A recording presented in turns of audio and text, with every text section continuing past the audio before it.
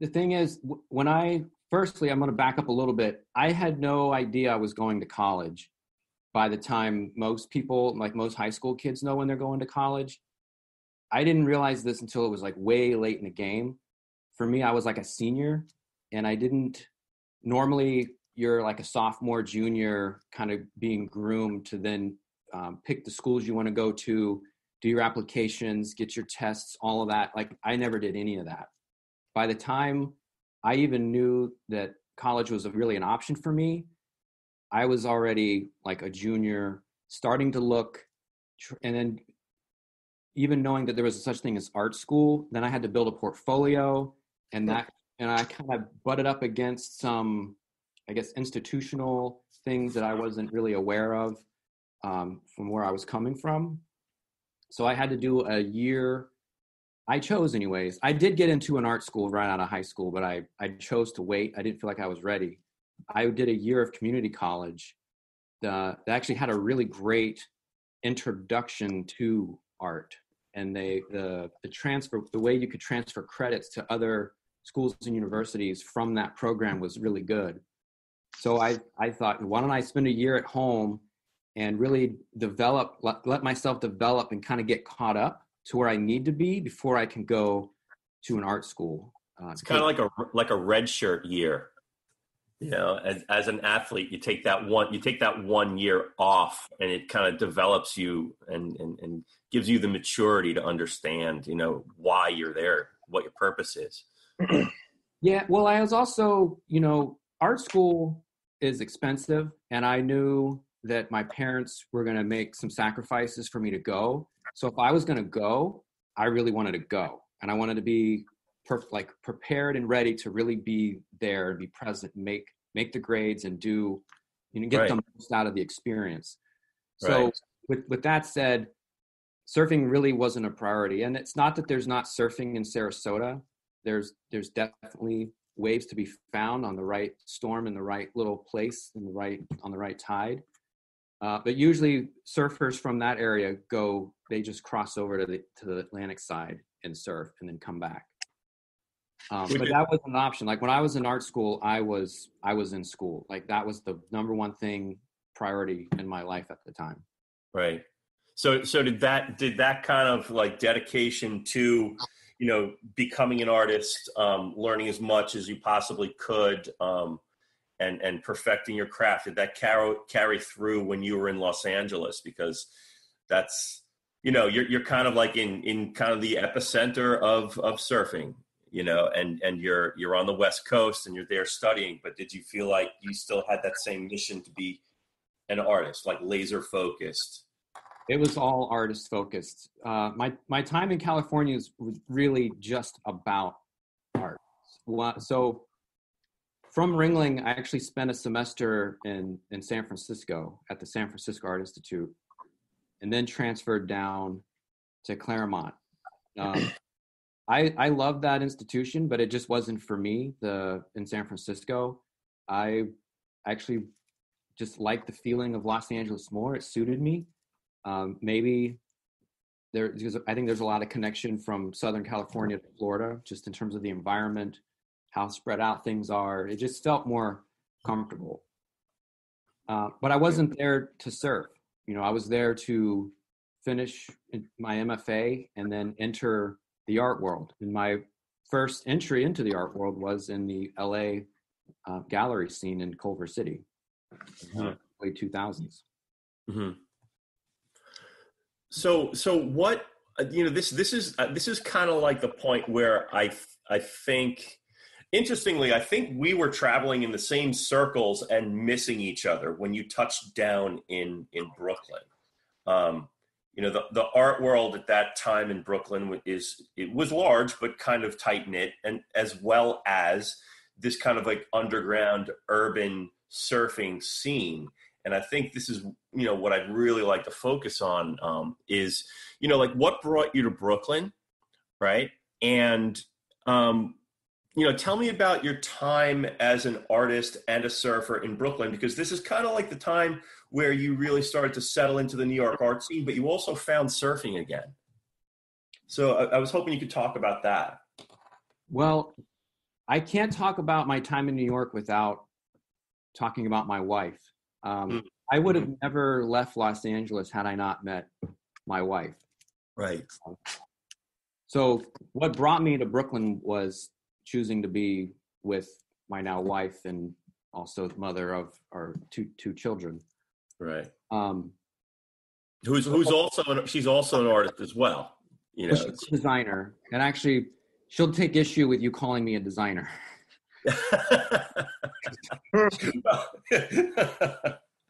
Okay, Artist, fair enough.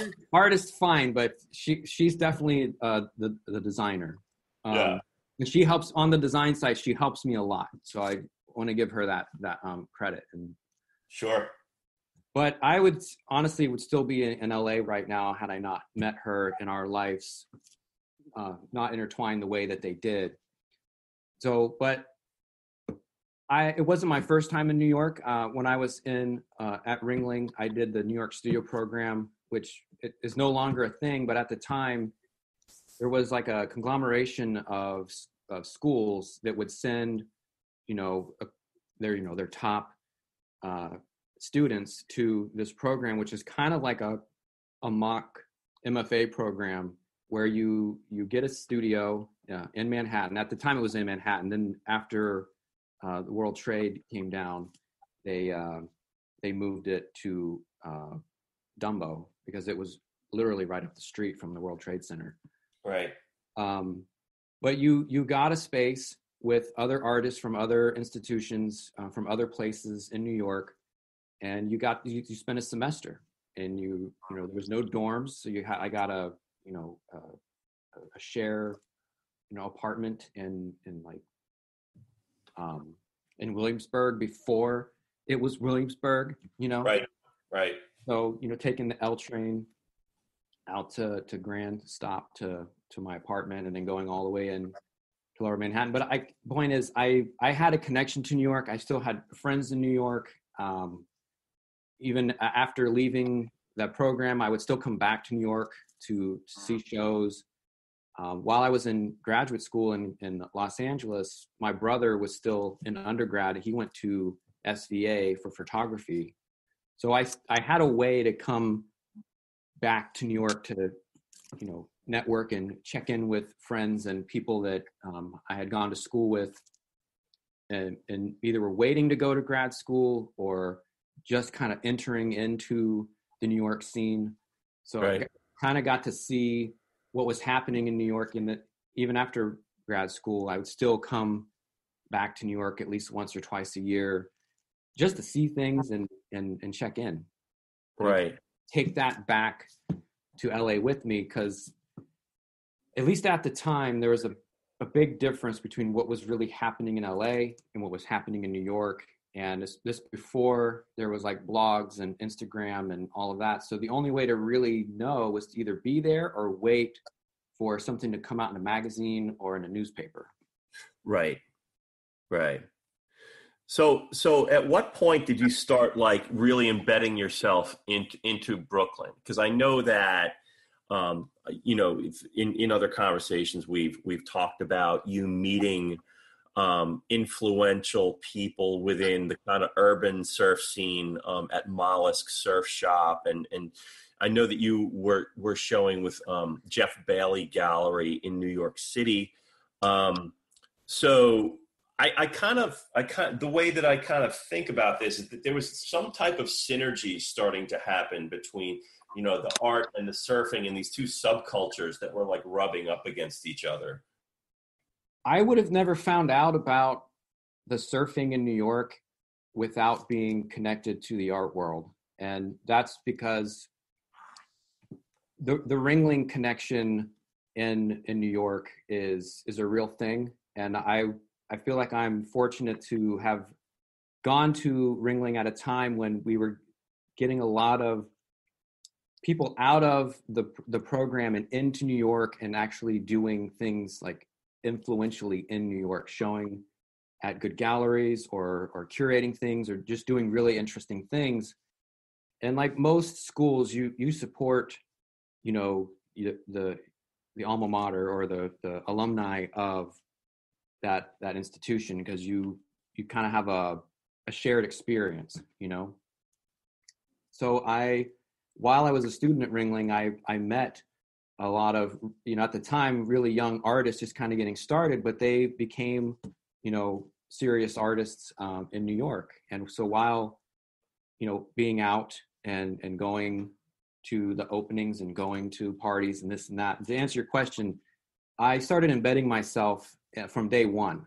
Like from when I took the flight from LA to New York to then be with my wife, I was like, okay, I'm here. I'm a New York artist now.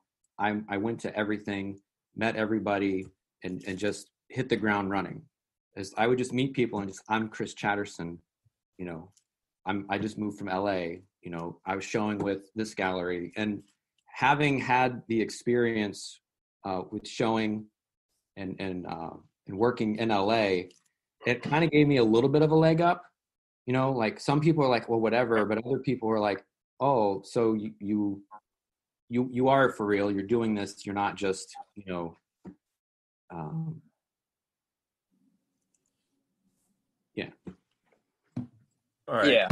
This is where I met you for the first time, Kris, was in Brooklyn. And it's kind of funny how Chris Coffin mentioned that, you know, someone had said, you have to meet this guy.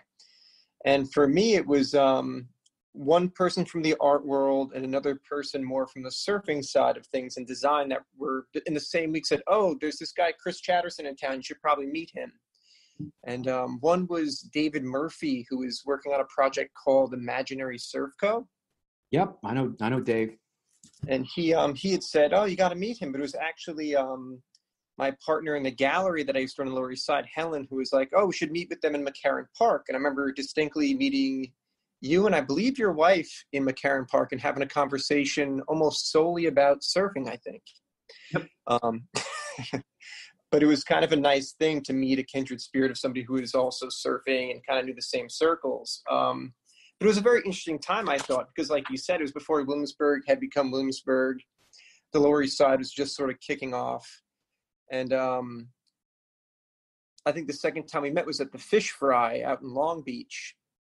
Maybe the Rockaways. I think it was the Rockaways. And once again, I think we talked about more design than anything in that time. But it's a very interesting time for young artists. I don't know if it was just because we were young at the time, but I feel like everything felt like it was moving in a positive direction creatively. It felt like it had that fervor. I was coming from London at that point, having been in London for 3 years at Goldsmiths, and it was a completely different flavor, but we had some ex-students from there that also had a good group hanging in New York. But I would have these little groups from London, from the surf world, and then from more the young gallery side of things that we would all kind of congregate and hang out. And it was a pretty cool time. I don't know how you reminisce back on that after having left, but what did you think about that whole, it was like probably about like 6-7 years ago now, right?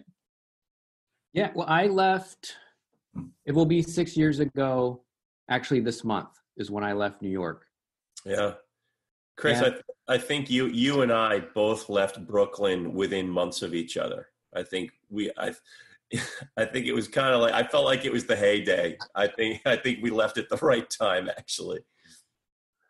Well, honestly, we would love to have stayed, but having, you know, we left, we already had our first son, and we were pregnant with our second. And at the time, New York just wasn't tenable. Like, to be able to do the things we needed to do, yeah, you know, we couldn't. And the choice was New Jersey, which, no offense to New Jersey, Kris, but my wife, she spent a lot of time in Hoboken, and she was like, I'm done with New Jersey. We could do I'd be done with New Jersey too if my experience was Hoboken. Yeah. Well, I tried explaining, like, well, but if you just go a little south, it's okay. But then it was either Long Island or go up into the Hudson Valley, which is actually where a lot of Brooklyn artists are landing, that they can't really stay in the city, or come to Rhode Island. And they're all 3 hours away. And we chose Rhode Island because we love it here, you know? Yeah.